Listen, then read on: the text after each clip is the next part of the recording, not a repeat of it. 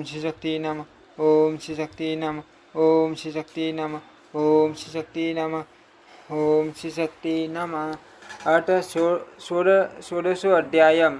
हैय वंशी क्षत्रियों द्वारा भृगु वंशी ब्राह्मणों का संहार।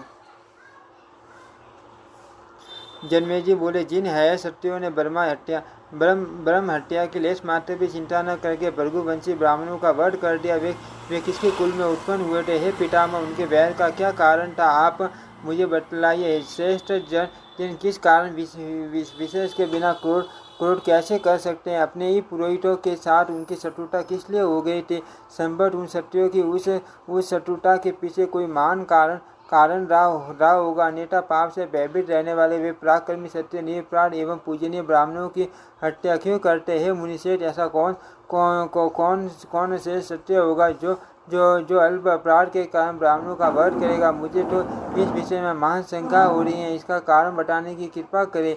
सूर्य बोले, तब राजा जन्मेजय के इस प्रकार पूछने पर सत्यवती नंदन व्यास परम प्रसन्न हुए और मन में उस वरदान का स्मरण करके कहने लगे। व्यास जी बोले, हे जन्मेजय, मेरे द्वारा पूर्व काल में समय प्रकार से ज्ञात सत्यों से संबंध रखने वाली इस आश्चर्यजनक प्राचीन कथा को आप सुनिए।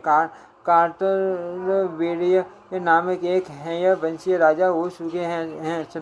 सदा धर्म में तत्पर रहने वाले उन बलवान राजा की 1000 भुजाएं थी। वे शस्त्र अर्जुन भी कहे जाते थे। वे भगवान विष्णु के अवतार स्वरूप दत्तात्रेय के शिष्य, भगवती के उपासक, परम सिद्ध, सब कुछ देने में समर्थ तथा भृगुवंशी ब्राह्मणों के यजमान थे। वे यज्ञ करने वाले, धर्मनिष्ठ तथा सदैव दान देने में रुचि रखने वाले। उन्होंने अनेक यज्ञ करके अपनी विपुल संपदा भृगुवंशी ब्राह्मणों को दान कर दी थी। राजा के द्वारा दिए गए दान से वे भृगुवंशी ब्राह्मण बड़े धनी हो गए। घोड़े तथा रत्न आदि संपदा से युक्त हो जाने के कारण जगत में वे अति प्रसिद्ध हो गए। हे राजा नरशेष,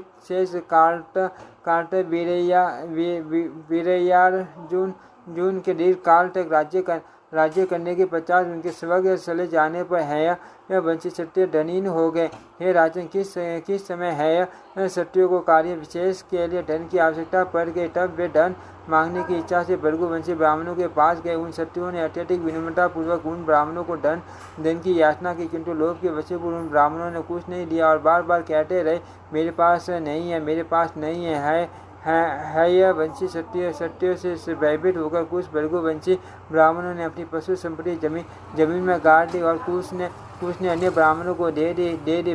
भयाक्रांता तथा लोभ के वशीभूत वे सभी भृगुवंशी ब्राह्मण अपना धन स्थानांतरित करके अपने आश्रम छोड़कर अन्यत्र चले गए। अपने यजमान को दुखित देखकर भी लोभ से विमोहित ब्राह्मणों ने उन्हें कुछ भी नहीं दिया। उन सभी ने भागकर पर्वत की गुफाओं का आश्रय ग्रहण किया। हे तत्पश्चात कष्ट जेल अनेक है सत्य प्रमुख विशेष कार्य बस द्रव्य प्राप्ति के लिए भृगुवंशी ब्राह्मणों के आश्रमों पर पहुँचे। अपने आश्रमों को सुनसान छोड़कर भृगुवंशी ब्राह्मणों को बाहर गया हुआ देखकर वे है सत्य धन के लिए वहाँ की जमीन खोदने लगे। तत्पश्चात किसी ब्राह्मण के घर में जमीन खोद रहे किसी क्षत्रिय ने कुछ पाया। हब परिश्रम के कारण सीन का सभी क्षत्रियों ने उस धन को देख लिया। उस समय से जहाँ भी पता चलता वे जमीन खोद कर समझ धन ले लेते। धन के लोभ से पास रहने वाले ब्राह्मणों के भी घरों को खोदने पर उन क्षत्रियों को पर्याप्त धन दिखलाई पड़ा। इस पर सभी ब्राह्मण रोने चिल्लाने लगे और भयभीत होकर क्षत्रियों के शरणागत हो गए। बार बार कोसते रहने पर उन ब्राह्मणों के घर से प्राय सभी धन निकल चुका था। फिर भी वे क्षत्रिय उन शरणागत ब्राह्मणों पर कोप करके ब्राह्मणों से प्रहार करते रहे। इसके बाद वे उन पर्वत की गुफाओं में पहुँच गए जहाँ भृगुवंशी ब्राह्मण स्थित थे। इस प्रकार गर्भस्थ शिशु से ब्राह्मणों को नष्ट करते हुए क्षत्रिय इस पृथ्वी मंडल पर घूमने लगे। उन्होंने जहाँ कहीं भृगुवंशी बालक, वृद्ध तथा अन्य भी मिल जाते वे पाप की परवाह किए बिना उन सभी को तीक्ष्ण बाणों से मार डालते थे। इस प्रकार इधर उधर सभी भृगुवंशी ब्राह्मणों के मार दिए जाने पर उन है सत्यों ने स्त्रियों को पकड़ कर उनका गर्भ नष्ट कर डाला। पाप करते पर टूले हुए सत्यों के द्वारा जिन स्त्रियों के गर्भ नष्ट कर दिए जाते थे वे बेचारे अत्यंत दुखित होकर कुररी पक्षी की भांति विलाप करने लगते थे। तब अन्य तीर्थवासी मुनियों ने भी अभिमान में सूर उन है वंशी सत्यों से कहा, हे सत्यों आप लोग ब्राह्मणों पर ऐसा भयंकर क्रोध करना छोड़ दो। हे श्रेष्ठ सत्यों, आप लोगों ने अत्यंत निंदनीय तथा अनुचित कार्य आरंभ कर दिया है, जो कि आप लोग भृगुवंशी ब्राह्मणों की पत्नियों का गर्भोच्छेद कर रहे हो। अत्यंत उग्र पाप तथा पुण्य का फल इसी लोक में प्राप्त हो जाता है। इसीलिए कल्याण की इच्छा रखने वाले प्राणी को गरीत कर्म का परित्याग कर देना चाहिए। तत्पश्चात क्रोध में भरे हुए उन है सत्यों ने उन परम दयालु मुनियों से कहा, आप सभी लोग साधु हैं, अर्थ पाप कर्मों का रहस्य नहीं जानते। छल संचय को जानने वाले इन ब्राह्मणों ने कपट करके हमारे महात्मा पूर्वजों का सारा धन उसी प्रकार छीन लिया है, जैसे कोई लुटेरा किसी पथिक का धन छीन लेता है। ये सभी ठग, डंपी तथा बकवर्ती वाले पाखंडी हैं। आवश्यक कार्य पड़ने पर विनम्रता पूर्वक इनसे धन की याचना की थी, किंतु इन्होंने नहीं दिया।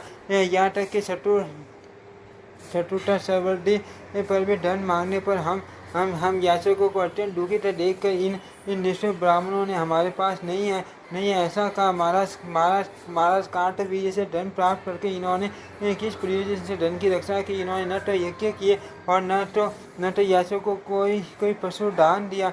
ब्राह्मणों को कभी भी धन का संग्रह नहीं करना चाहिए। यज्ञ करने दान देने तथा सुखोपभोग में इसे धन का उपयोग करना चाहिए। है विप्रो, पास में धन रहने पर चोर, राजा, अग्नि तथा दूतों से मान भय कहा गया है। जिस किसी भी उपाय से अपनी ही रक्षा करने वाले को धन छोड़ देता है, अथवा वह व्यक्ति धन छोड़कर स्वयं मर जाता है और दुर्गति को प्राप्त होता है।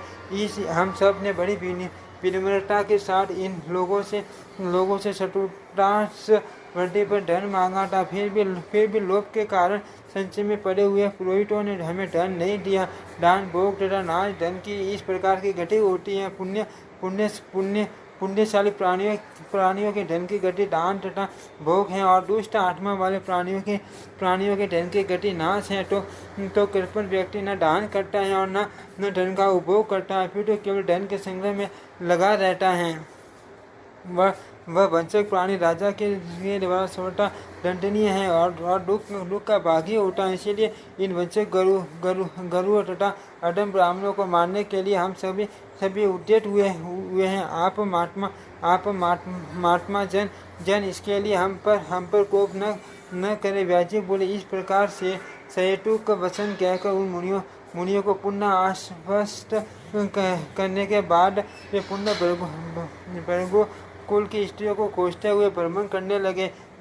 प्रियात तथा अत्यंत कर्ष शरीर वाली भृगुवंशी पत्नियां हिमवान पर्वत पर रोटी तथा कांपती हुई पहुंची।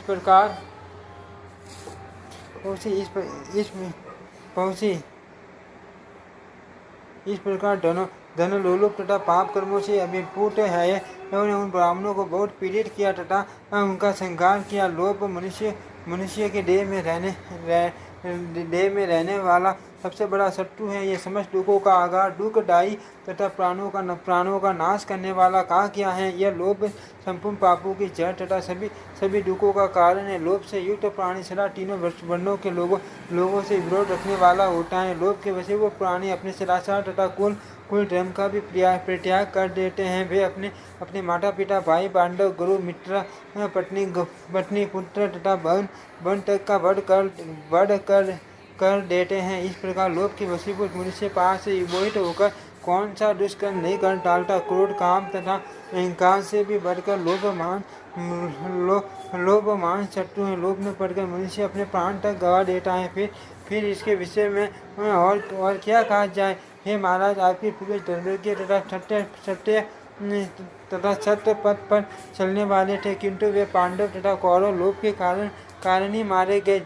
जब भीष्म पितामह द्रोणाचार्य कृपाचार्य कर्ण ब्राह्मण भीमसेन धर्मपुत्र युधिष्ठिर अर्जुन तथा श्री कृष्ण थे, फिर भी लोभ के वशीभूत उन्होंने आपस में भीषण युद्ध किया और अपने कुटुंब का महाविनाश कर डाला। उस युद्ध में द्रोण भीष्म पांडवों के पुत्र भाई पिता पुत्र सभी मारे गए।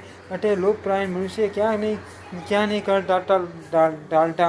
लोभ के कारण ही पाप बुद्धि है वंचित क्षत्रियों ने भृगुकुल के समस्त ब्राह्मणों को मार डाला था। इति श्रीमद्देवी भागवते महापुराणे अष्टादश शास्त्रायां संहितायां षष्ठ स्कन्धे